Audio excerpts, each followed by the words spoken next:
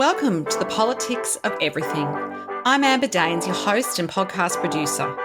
This is a half hour of power, a podcast dropping every week where I unpack the politics of everything, from money to motherhood, nutrition to narcissism, startups to secularism, the environment, quality, and much, much more.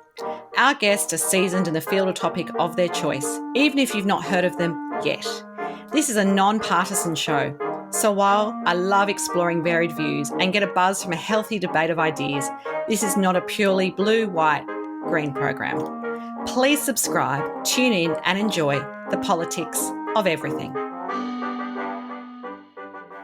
Emotional intelligence has been talked about for a few decades now. It is much more than IQ and more important to succeed and feel connected, fulfilled and thriving in business or our personal pursuits. Emotional intelligence, otherwise known as emotional quotient or EQ, is defined as the ability to understand, use and manage your own emotions in positive ways to relieve stress, communicate effectively, empathize with others, overcome challenges and diffuse conflict. My guest today, Nikk Hughes, is co-founder of Inspire Tribe. Nikk is a born leader and entrepreneur and is in demand as Australia's leading expert on scalable emotional intelligence frameworks, and we're going to go into that a little bit later. Her hyperlogical approach to emotional intelligence has led to groundbreaking insights and delightfully practical applications. She has created world-leading EQ training programs that show leaders and their teams how to synergistically combine IQ and EQ in order to take themselves to extreme heights in both their business and personal lives. Her business, Inspire Tribe, provides strategic and insightful mentoring, coaching and training that uncovers the unconscious limiting patterns of individuals who are seeking to be successful, which most of us, of course, would love to be. Welcome to the podcast, Nikk. Thanks, Amber. It's wonderful to be here. So let's go back a number of years. Do you remember your first paid job and where that might have led you career-wise? Was there any common themes? Well, it's interesting.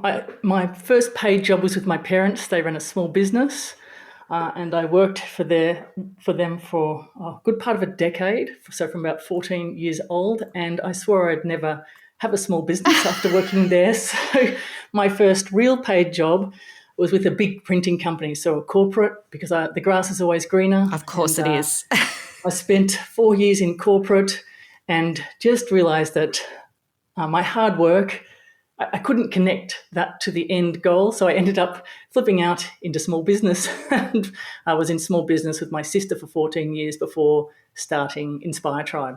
Oh, excellent. So there you go. Yeah. You kind of landed where you probably were always meant to be, but sometimes you have to have those other experiences to know what you're good at and what you love. Correct, and it's taken me 3 decades to get back to talking to corporate, so it's a funny roundabout way to get to things. Excellent. So tell us, in your experience and views, what is EQ really about and why does it even matter? Well, simplistically, I think EQ is about feeling good within yourself, number one, in a way that feels good to others, number two. So it's a really simple concept. We use circles to help people to start to see themselves like there's 7.8 billion circles on the planet. Every circle represents a human. So it's about your circle being green and happy and being aware when you're red and not happy, because emotional intelligence is about understanding when we're red. Otherwise, that unhappiness spreads a bit like a virus. We share it with others without realizing. So it's all about becoming self-aware and then learning how to manage ourselves in a way that feels good to us and feels good to others too. Absolutely. So what's interesting that the way you've described it is it's not just about how you feel.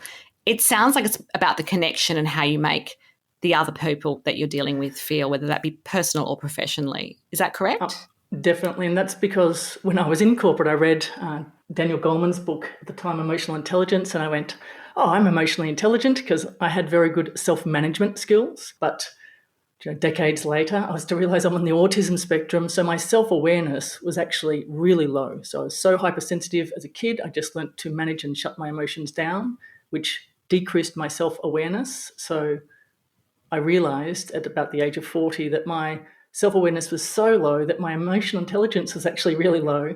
And I was one of the people who had low emotional intelligence and thought it was high. So I was like the worst kind. Oh my goodness. Considering what you do for a living too, that's a long journey to get to that realization.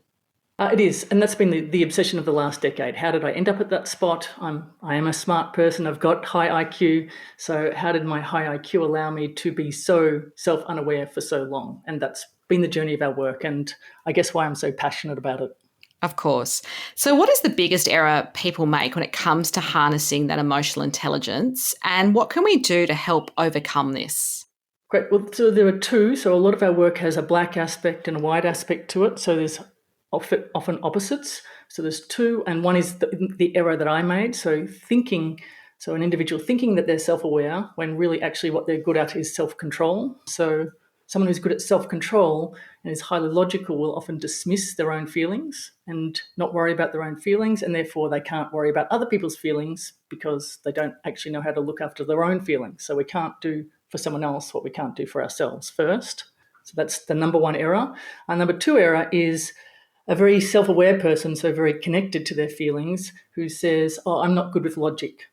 So good logic in terms of self-management and emotional intelligence is actually really simple and really easy, but people stay in that track of I'm not good at it rather than I only need to learn the basics of good logic for emotional intelligence, and then my logic is actually very good. Yeah, that's really interesting. And so, I guess for a lot of us, we may not even, like your own experience, be aware that this is an issue for us. We might think we're a certain type of person, like you say, I'm very smart and I can control my emotions.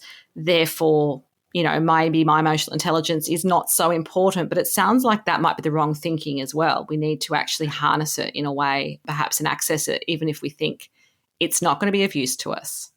Correct. So that's where the frameworks that we use, they're so powerful because they're visual. So a lot of emotional intelligence is taught using feeling-based words and trying to get people's vocabulary up around feelings. But for someone such as myself, at the age of 40, I didn't actually even use the word feel. So I would write about my life and the word feel would not be there at all. So there's about 3,000 words in the English dictionary describing feelings and states and ways we can show up in the world. So it's a whole new language to learn if you haven't learnt it already. So we keep it really simple. So if I'm a circle and you're a circle, at any point in time we're either green and more happy and light and relaxed, or we're more red and frustrated, angry, or hurt. Hurt is the word that we use for that redness. And every single day, every single one of us gets triggered to red in a minor or a major way. So a lot of people don't realize that. So if you just notice your own circle and the color of it, and you can watch other people, you can start to see patterns. So it's quite cool. And what we find is it doesn't matter if someone knows nothing about emotional intelligence or a whole lot. When we simplify it down to what color are you now, or more importantly, when have you been triggered red, people start to realize, some people realize, I'm red all the time. I feel red pretty much all day, every day. And other people go, well, I feel really green at work because, I'm respected, etc. And then I come home and then I flick to a red circle and I have to talk to the kids and they talk badly to me, or, I have a challenging relationship with my partner. So that basic level of self-awareness can be a game changer for many. Absolutely. So tell us a little bit more about this scalable emotional intelligence framework you devised. How does it work in a kind of a nutshell? And how do you deliver it? Is it about sort of the one-to-many experience, or is it one-to-one? How do you find that people have the best results with this particular framework?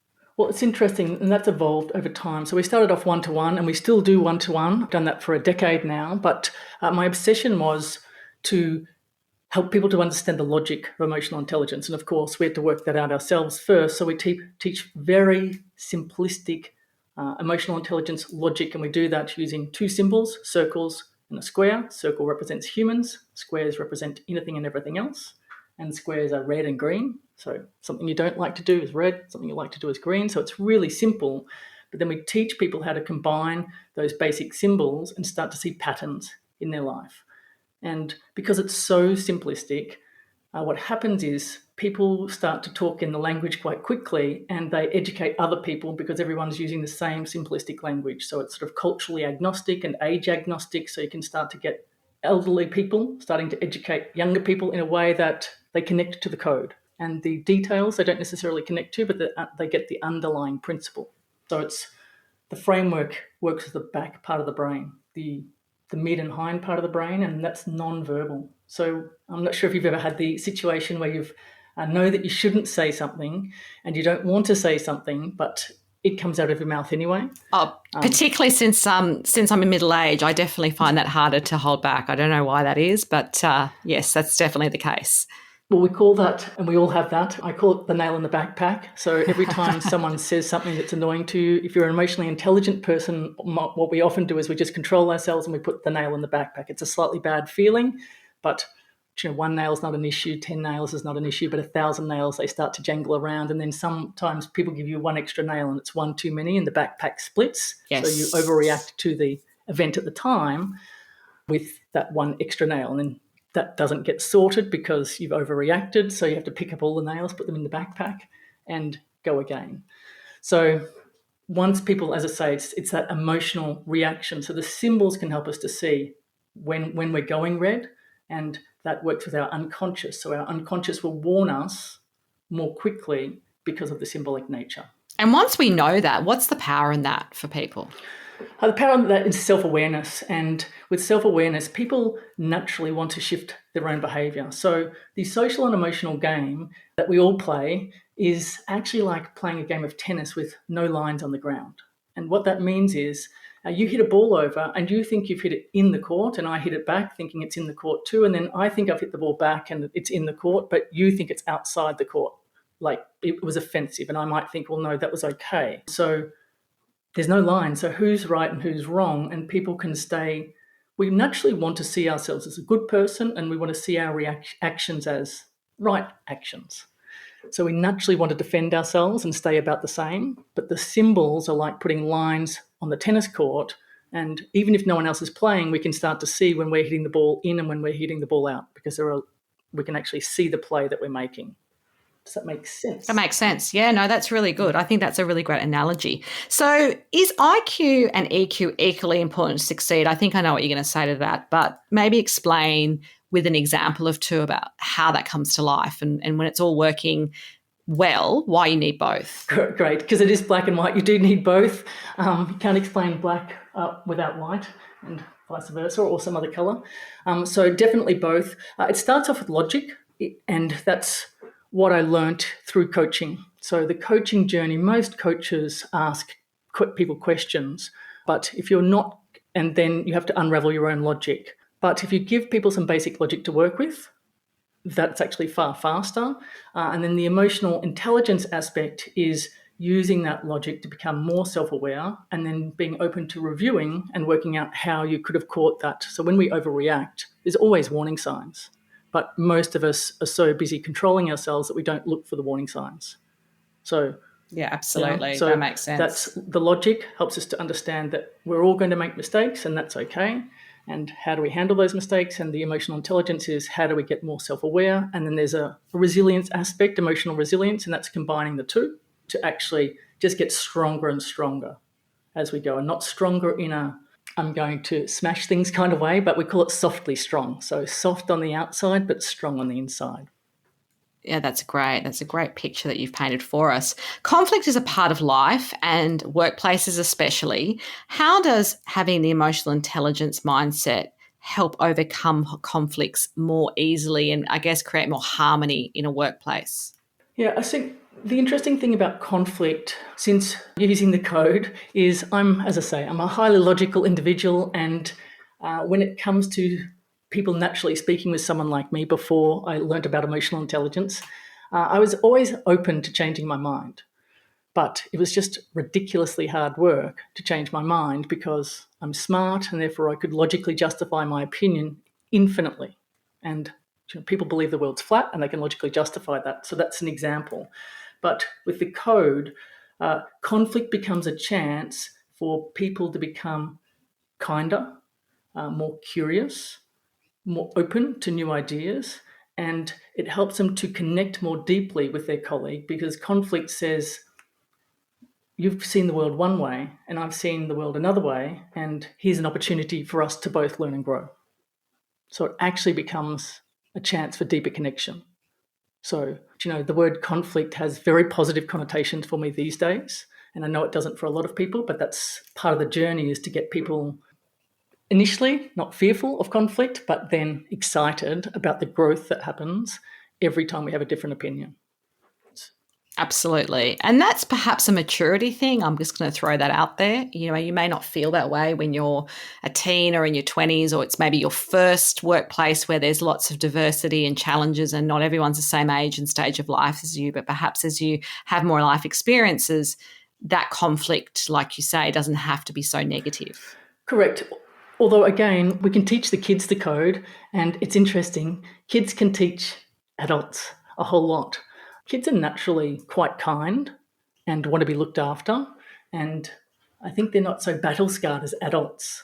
So it's very interesting to watch children learn about emotional intelligence because, as I say, they've got the energy and they've got the enthusiasm, so they probably more naturally ride the growth wave, as we find adults, they come in a little bit more skeptical, a little bit more, I've done a lot of stuff before and how's this going to be different?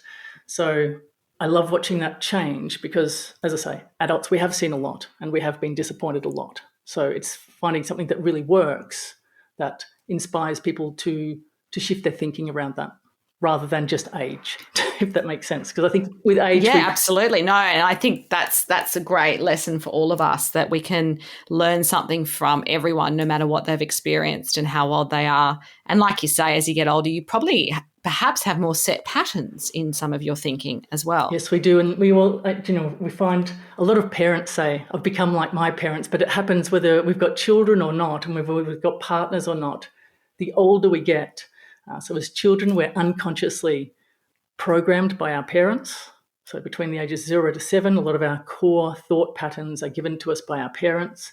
Now, between the ages of 7 and 14 to 21, we might logically override that and mask that underlying sort of programming that our parents have given us. And we might think that we're nothing like our parents, but to be nothing like our parents is to be a mirror of them in the opposite direction. So that's a whole lot like our parents, just in a different area of Exactly. The extremity of that is also problematic, I guess. Correct. And then under pressure, those old conditioned patterns at the back part of our brain, they get triggered. So that's why we often react in a way that we don't, it doesn't make sense to us, because the older we get, the more pressure can come on us with work and, social obligations and potentially children and partners and all those things too. So the more pressure we have, the more the back part of the brain gets triggered, and the more we start to behave like our parents without really realizing it, until our partner says, you're just like...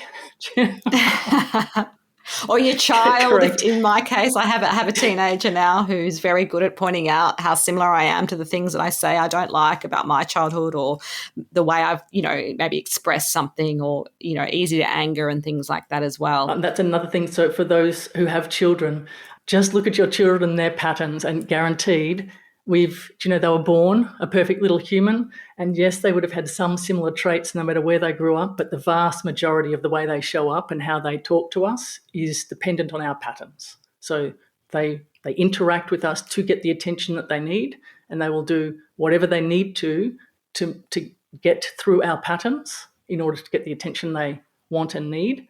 So it's just so interesting, and it's so cool. You've all been warned out there. It sounds complex. It's genetics and behavior. Well, it's that whole, is it nature versus nurture? And it's always a bit of both, I imagine, which forms correct. us. Science has shown that, but there's a whole lot of nurture, and I love the nurture aspect and just seeing the patterns of it. And I used to think that all humans were very different, but now I realise we're all far more similar, and there's an excitement to that as well. Even though I'm still coming to terms with that on some level, there's also an excitement. Yeah, of course. So who's your own EQ superhero and why? My EQ superhero is my wife. There's two. There's my wife, and I say that because I met her when I was 40, so I was in one area, the prime of my life. And when I met her, I realised how many gaps I had. So not that she's been the perfect role model. It's almost like they say you can work through your childhood issues with your partner. I think we've taken that to an extreme, and I've created a code in order for our wife and I to function when you have that opposites attract and that intense connection. So it was love at first sight when I saw my wife. Even that can actually flip. So people who have great love can have great hurt. So Yes, it's she's taught extreme, me isn't it? an enormous amount about that aspect, and coming from my very logical start, I've softened enormously over the past decade. And my ex-husband is also very happy to hear that. I think he likes me more these days too, even though he liked me when we finished. And Matt Church, he's another thought leader, Yes, I know Matt very taught well. us, and his direct feedback, was just instrumental in me seeing different aspects of myself. And then Dermot Crowley, who you've also had on your podcast. Yes, Dermot's amazing. I love the way he thinks, and I think he offers from very practical aspects, which a lot of people in his space probably do too. But yeah, I really found him a fantastic guest to have, and it's probably one of the most downloaded episodes as well of the politics of everything. Oh, and he's so softly strong. Like he's the epitome of that. He's just a wonderful, wonderful man. So the next question may or may not be redundant, but you've talked about your EQ superheroes. What about mentors? Are there people that have taught you about life and maybe things away from the business that you would like to have a shout out to? And do you remember, it could be anyone from, a school teacher through to perhaps sometimes it's people's parents, sometimes it's a sibling. It could be anyone really. Well, I'm probably going to accidentally dismiss a whole lot of people who've been, everyone in my life is a mentor. There's the concept of business is a mirror. So when you start your own business, all your flaws are obvious. And I think everyone is a mentor in that regard. But for me, the mentors and the superheroes, they literally are, I guess, superheroes. So they're people that I've watched from afar. So I started off with Tony Robbins in the mid-1990s. He sort of helped me to understand that, hey, there's this thing called personal development. So I knew nothing about that in my early 20s. And then just watching people like Oprah and Barack, individuals who have used their words to influence, a nation of people. Like, I just think that's stunning. Just the impact, I guess, is big, isn't it? It's that one to many on steroids, really. Correct. And they've really connected, really connected with the people, so much so that the people have elected them, in this very informal fashion. So I love that. And then there's the Dalai Lama and Eckhart at the other extreme, which I've always said I wouldn't want to be a monk, but I love what the monks have taught us all. And I love Eckhart's logical version of that. So he's sparked my thinking very significantly. So not direct mentors, but mentors from afar. So that's why I say they're superheroes. And that's equally relevant, I think, in the world that we live in. If we spoke again in a year, what would be the number one thing you would hope would have changed in your business or career, and why? I'm always looking forward and going, how can we get more people to help more people? So my obsession in this business has been, I don't want to be the guru. I don't want to be a coach who's a great coach and you have to see me. So it's like, what am I doing? What are my patterns? How do I shift people quickly? And how can I teach other people to do that? So the next year is all about people, learning the 9 weeks basics of the on-ramp so they know the code, but then growth in growth pods, using the code to give each other this psychologically safe communication that helps them to learn and grow together. So small growth pods, 5 people, and they also support each other, and the code helps them to do that in a very structured way, but only the basics, and then they can just propel each other from there. So I'm excited about that concept. Oh, sounds like a fantastic idea. Yeah. What would be your final takeaway message for us today on the politics of EQ? EQ is absolutely critical for the world moving forward. If we look at the issues that are happening overseas, and you'd be more aware than me in many regards, I think, Amber. The people arguing that black is true and people arguing that white is true, but not nearly enough people getting curious about why someone is so connected to black, and not nearly enough people getting so curious enough to understand why others are so connected to white. So that emotional intelligence of, being able to let go of your viewpoint, not forever, just long enough to really deeply understand another's viewpoint. That's the key aspect for the world moving forward. And does it need to be everyone? No, but it certainly needs to be people in power being open to that concept and understanding the machinations of that. And that, for a decade, it's stunned me how hard emotional intelligence is. So, has been. And I'm not sure about from your end, what do you see out there? Is that? Yeah, absolutely. I do. And I think, you'll never be out of a job really, because there's always more to do, I think. And like you say, the work starts, and then it's up to all of us to continue in some way, keeping ourselves accountable. Well, I think I love what you said there, because I think the work does start, but if you do good work, it gets more and more addictive. And someone said to me that actually a peer, Dean Smith, who's a psychologist, said to me that enlightenment is actually seen by many as to be the journey of insight. So every time we grow, we get that insight of, oh, now I know something new and I feel freer for it. Like that's the process of enlightenment rather than an end goal. So Yeah, it just they're great becomes more and more thoughts. addictive. It's like a really good positive drug that doesn't Yeah. mess So with your brain and body. yeah, absolutely. So everyone get your emotional intelligence or your EQ on. If you want to connect further with Nikk Hughes, there will be some details on our show notes. I've really enjoyed our conversation. I feel like there's so much in there, and there's obviously a lot of work that all of us can do to become more emotionally intelligent. Thank you so much for your time. Thanks, Amber, for great questions, and it's been wonderful. And thank you to the audience for listening. And no matter who you learn from, keep learning and growing. Until next time, keep well. Thanks so much for listening today. If you've enjoyed the politics of everything, I thrive on your feedback. So please add a short review and share the podcast with your network through Apple, Spotify, and all the usual suspects. I'm always on the hunt for new and diverse guests. So if you or someone you know has a fresh idea you're busting to get out there, please email me at amber@amberdanes.com, and my crew will get back to you very soon.